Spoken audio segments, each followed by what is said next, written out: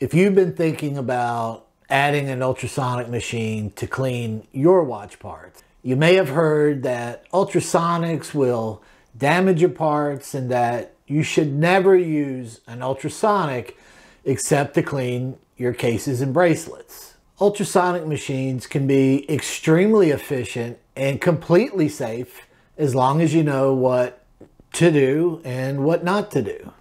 Today I'm going to go over what's important to look for in a machine. I'm going to test 3 professional grade cleaners against a couple DIY cleaners. And if you stick around, I'm also going to show you the secret to getting the best results without breaking the bank. So even if you've been using an ultrasonic machine for a while now, there's always something new to learn, and what you don't know could be holding you back from being a better watchmaker.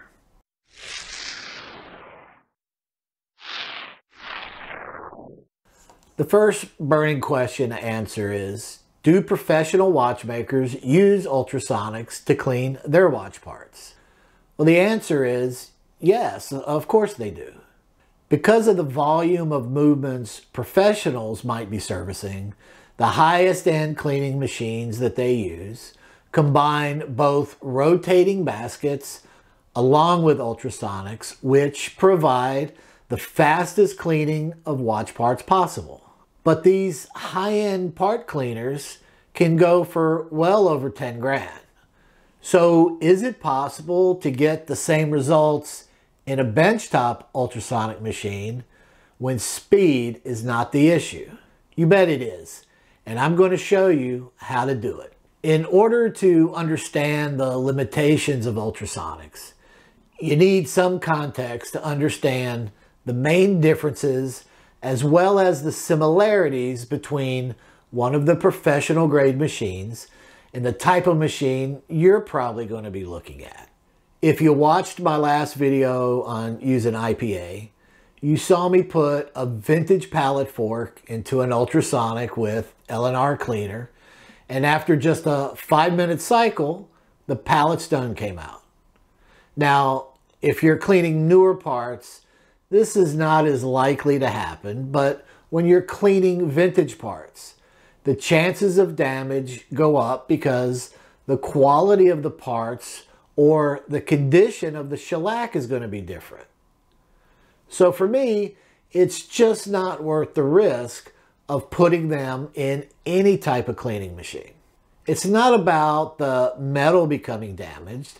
It's about the condition of the shellac and whether or not the cleaning action of the ultrasonic is going to separate the shellac from the metal, which could loosen a jewel. That is really the main concern. A professional watchmaker is going to put all the parts into their cleaning machine, including the pallet fork and the balance wheel. The difference between you and them is that they're typically working on higher end movements that have higher quality parts, so they're less likely to see shellac damage. And even if they do, they have the equipment and the experience to either reset the stone or to just replace the pallet fork. As a home watchmaker, if you damage a pallet fork or a balance, you have just created a problem that you may not be able to solve. Benchtop ultrasonics are designed primarily for using detergents, not solvent-based cleaners. Professional grade machines can use solvent-based cleaners and rinses more safely because these machines have built-in ventilation as well as being explosion-proof. When you use solvent-based cleaners in a home ultrasonic machine, not only do you have to deal with the smell of fumes, but there's always a risk of these fumes igniting from either some sort of spark or even a malfunction inside the machine. And then, of course, disposing of the old solvents also becomes an issue. Now, to get the most out of your cleaning routine, you first have to know how these machines work. They basically work by creating an ultrasonic sound wave that usually comes from the bottom of the tank And these sound waves bounce off the top surface of the liquid and return to the bottom of the tank, creating what's known as a standing wave. These standing waves produce tiny bubbles that implode onto the watch parts, kind of acting like little jets that knock off the dirt and the grease. This is what's known as cavitation. Now, depending on the frequency or the kilohertz that your machine is producing, there are gaps between these standing waves, which are known as dead spots. This picture is of a piece of glass that's been etched by overexposure in an ultrasonic machine. The light areas show where the standing waves are, and the darker areas are these dead spots that I talked about. Now, it is in these dead spots where the least amount of cleaning takes place. The lower the kilohertz that your machine runs at, the larger and more powerful the cavitation bubbles are, but they are also more condensed together, creating larger dead spots. As the kilohertz increases, the cavitation bubbles become smaller and have less scrubbing power, but the bubbles start to spread out more so that the dead spots are smaller. Remember this because we're going to come back to it in just a minute.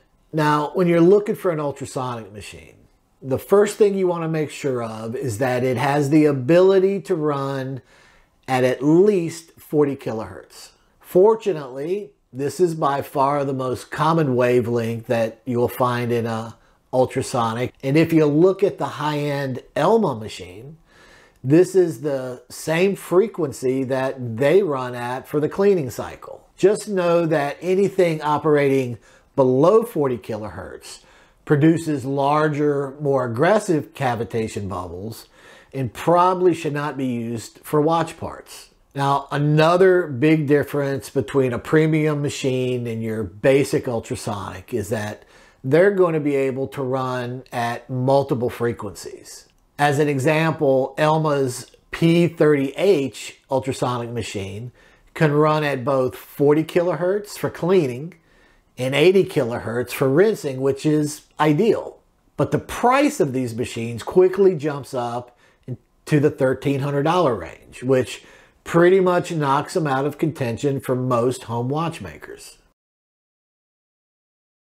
There are two basic types of cleaning fluids used for ultrasonic machines: solvent-based and water-based. Many of you might be concerned about using water-based detergents on watch parts because you've heard of the potential for rusting. If you go on any watch forum and mention that you're cleaning and rinsing watch parts with water, just wait for the reaction, because everybody has an opinion. The fact of the matter is that the use of water in part cleaning and rinsing is nothing new and is actually an accepted practice throughout the watchmaking industry. Let me just quote you a couple sources. The first is from page 283 of the Theory of Horology under How to Clean. Now, if you're not familiar with the Theory of Horology, it is the textbook used by every watchmaking school in the world that trains watchmakers for almost every watch brand out there. Quote, "Soap diluted with water will act chemically on certain foreign bodies and dissolve them." Then it goes on to say, water cannot be eliminated with benzene, for example, but alcohol will do the job. My next source is probably the greatest watchmaker in modern history, George Daniels. In his book, Watchmaking, on page 403, he says, and I quote, "When the watch is completed and ready for final assembly, after gilding, it will be adequate simply to clean the components in an ultrasonic soapy water bath. Any stains should first be removed by refinishing the component part. After the soapy water has been absorbed, rinse in fresh warm water and then in methylated spirits to absorb any traces of water." End quote. So you have the leading Swiss training organization on watchmaking as well as George Daniel, whose handmade watches now sell for millions of dollars, both referencing the use of water and then displacing it with alcohol. Now, with that said, if you're going to use water, you have to be smart about it. At a minimum, I would use distilled water because a lot of well or tap water will have heavy minerals in it, and distilled water will have very little minerals in it. And remember that you're going to be following the distilled water with an IPA rinse anyway, so it should rinse away any trace minerals that may be left behind. Now, if you can find it at a reasonable price, deionized water is 100% mineral free, but it's expensive. The best price I could find is about $14 a gallon, so I would try using distilled water first, and for the majority of you, it should be fine. Now, the final thing is you want to be able to dry the parts with heat. I use a food dehydrator, which works perfectly because it has a lid. I can set the temperature anywhere from 95 to 150 degrees, and it blows a light flow of warm air over the parts. I think I paid about 40 bucks for this one. Now, before you put the parts into a machine, to get the best results in your ultrasonic, it all starts with pre-cleaning. If you just strip a movement down and throw it in the machine, you're probably not going to get the best results. During disassembly, I always pre-clean inside the barrel to remove the heaviest grease. And I'm also running a Q-tip with a little IPA over the jewels so that I can see them when I'm doing my inspection, but also to help loosen up any dried lubricant before I peg out the jewel holes. Now, after I inspect the balance and the pallet fork, I put them into a diamond cleaning jar of either hexane or one dip to soak because, as I've said many times, I always clean them separately from the other parts. I can soak these for as long as I need because the solvents I'm using don't affect the shellac. If I need to do any repairs or any parts need to be polished, I also pre-clean them before I put them in my cleaning liquids. Smaller parts get loaded into brass part holders, and larger parts can be suspended by wire and pegwood to separate them from the other parts in the jar. There are as many cleaning solutions available for the ultrasonic machine as there are opinions on what's the best to use. So if you have one that works well for you, drop it in the comments. I'd love to hear what you use.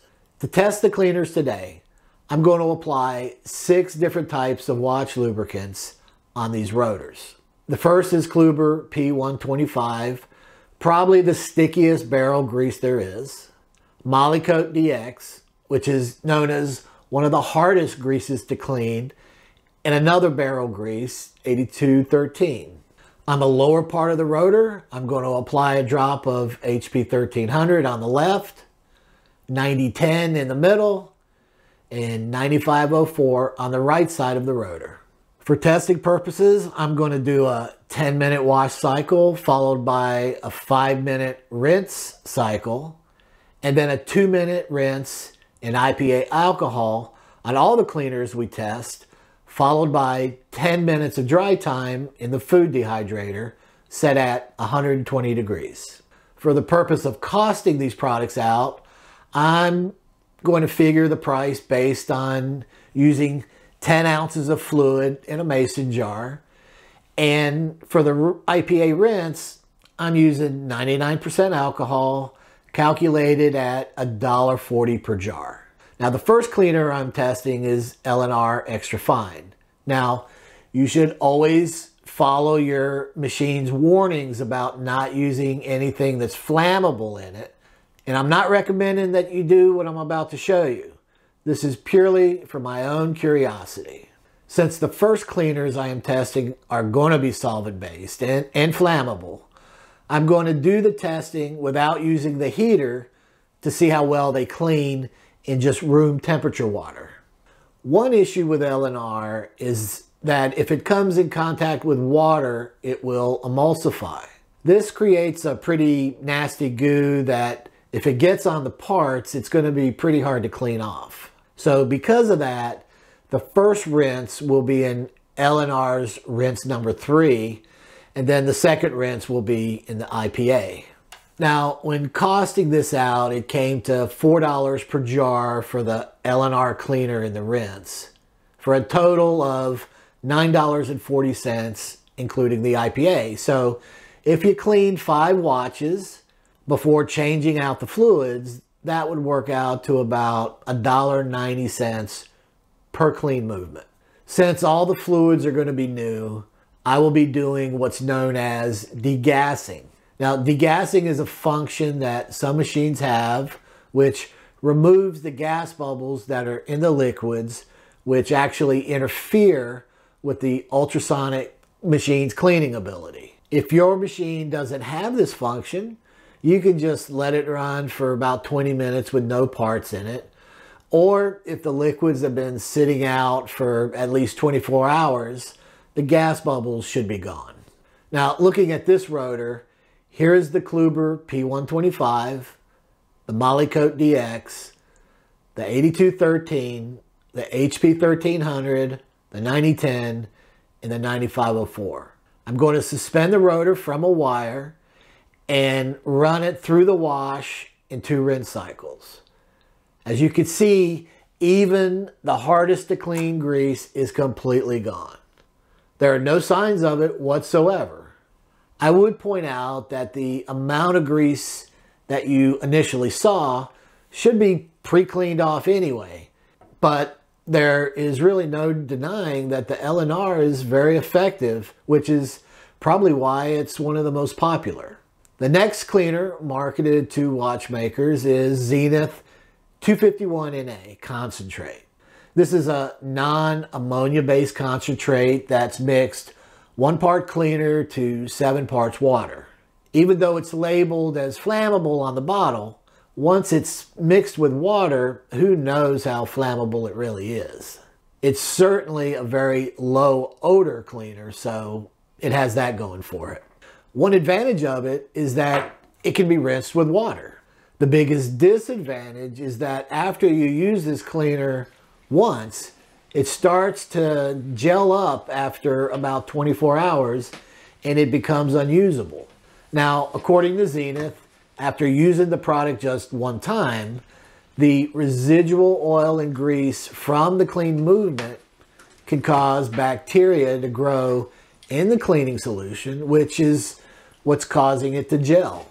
But at about $1 to 1 clean movement, including the IPA, I mean, it's worth looking at, especially if you can clean more than 1 movement in a day. So here is the rotor with the same lubricants applied to it. And this time, I'll do a 10-minute clean cycle with a 5-minute rinse cycle, and then the IPA rinse. So when looking at the rotor out of the dryer, you can see that it removed all the oils and the grease, just as well as the L&R. So at about half the cost, it will definitely do the job.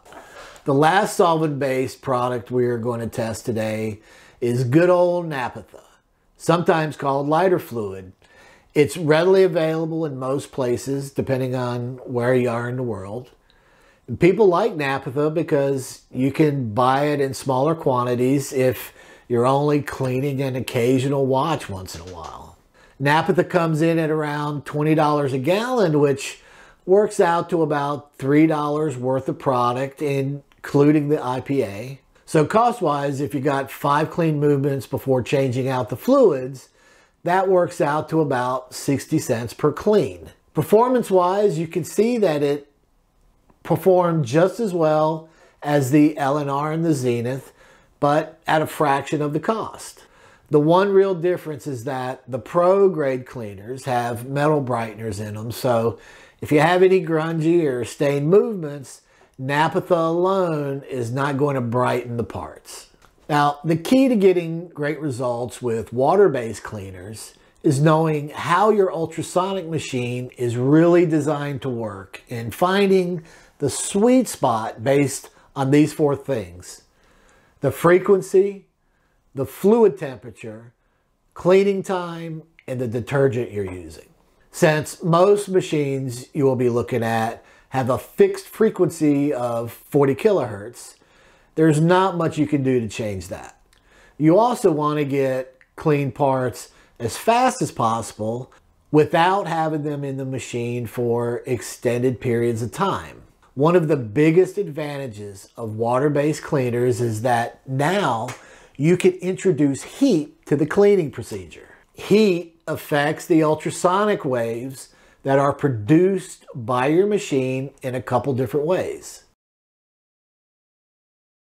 As the fluid temperature increases, it actually improves the distribution of the cavitation bubbles, which reduces the dead spots, but at the same time, it will reduce the scrubbing force of those bubbles, almost as if your machine was running at a higher kilohertz. Just be aware that there is a limit to how much heat you want to use in your tank. At 40 kilohertz, the cavitation bubbles that are produced will have their highest scrubbing action when the fluids are at about 95 degrees. As the heat increases, the bubble's scrubbing ability slowly starts to decrease up until you get to about 176 degrees, where these cavitation bubbles have no cleaning ability at all. And that's one reason why most manufacturers set the maximum temperature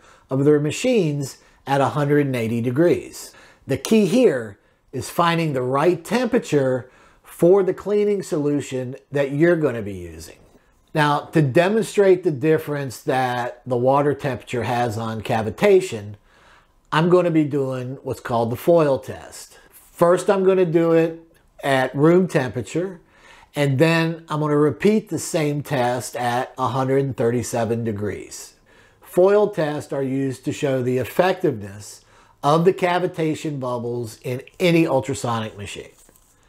I'm going to drop a test panel into my machine, and I'm going to run it for a 5-minute cycle at room temperature, and then I will repeat the same test by bringing the water temperature up to 137 degrees and running a new test for 5 minutes. First, let's look at the holes produced in the foil when it ran at room temperature.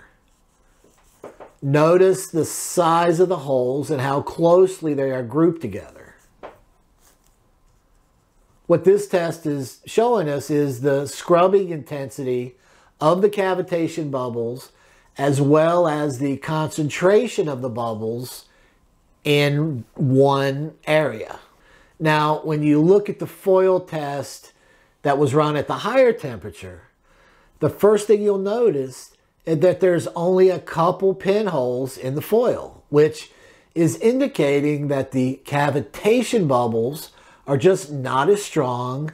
But what's really interesting is that the larger areas on the foil, where you can see that it's been indented, this is indicating that the bubbles are actually spread out and they're covering a larger area inside the tank, almost just like the machine's running at a higher kilohertz.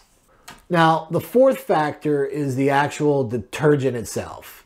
Now, if you're lucky, some of them will come with a recommended temperature on the label.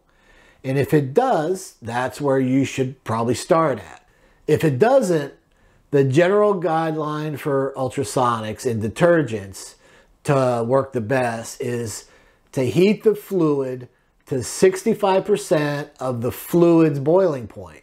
Now, since water boils at 212 degrees, that means our fluid temperature, in theory, should be set at about 137 degrees, which is why I used that temperature in the foil test.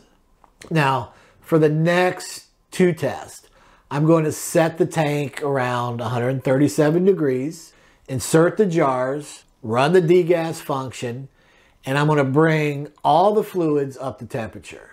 Now, my machine takes about an hour to get there on its own, so I can speed up the process a little by just adding hot tap water to the tank.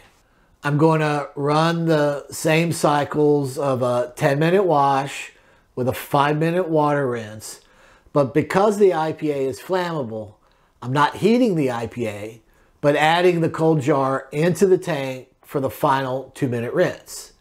Then I'll put everything into the dryer at 120 degrees for about 10 minutes. The first water-based cleaner I'm testing is Elma Red 1.9. Elma Red is a concentrate diluted 1 part to 9 parts of distilled water. It's very low to no odor when mixed and can be disposed of right down the drain as it's classified as non-hazardous. I will apply the same lubricants to a rotor and run the same cleaning process, 10-minute wash, 5-minute, and a 2-minute rinse. Now the downside to Elma Red, at least in the US, is that I haven't found any suppliers that carry it. Regardless, I still order it from Cousins UK when I need to get other parts or supplies from them, so it's no big deal.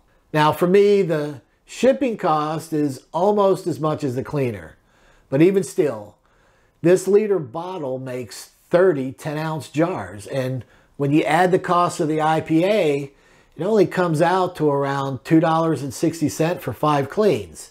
So it's just over 50 cents per movement. Out of the dryer now, you can see that it's cleaned off all the lubricants to the same level as the solvent-based cleaners we used. Now, if you're in one of those places where you just can't get anything, or you really just want to go as low cost as possible and still have good results, you can always use Dawn dish soap and water. Dawn and water is an amazing parts cleaner with many advantages for the home watchmaker. Now, for you guys outside the US, Fairy would probably be a very similar product to Dawn. For this test, I'm going to mix up 1 ounce of Dawn to 9 ounces of water. So at about 15 cents per ounce, with the cost of the IPA added, if you got 5 cleaning cycles, that works out to about 31 cents per clean movement. So I set the tank to 137 degrees, degas the fluids, and bring everything up to temperature. I'll run the clean cycle again for 10 minutes with a 5-minute rinse and then a 2-minute rinse in cold IPA, followed by another 10 minutes in the dryer. And as you can see, the lubricants have been completely removed by this combination of Dawn and water. Now, considering the overall cost, the availability, and the ease of disposal, this ratio of Dawn to water, along with running the tank at 137 degrees, is a great option for cleaning your watch parts. Just remember to do 2 rinse cycles in water just to make sure that you remove all traces of the detergent before you do the IPA rinse. By displacing the water in these last 2 test runs and drying the parts with heated air, you can be assured that you don't have to worry about your parts getting rusty, and you can get great results in your ultrasonic machine. So if you have a favorite cleaner that you want to try out, you can do the same test that I showed you in this video.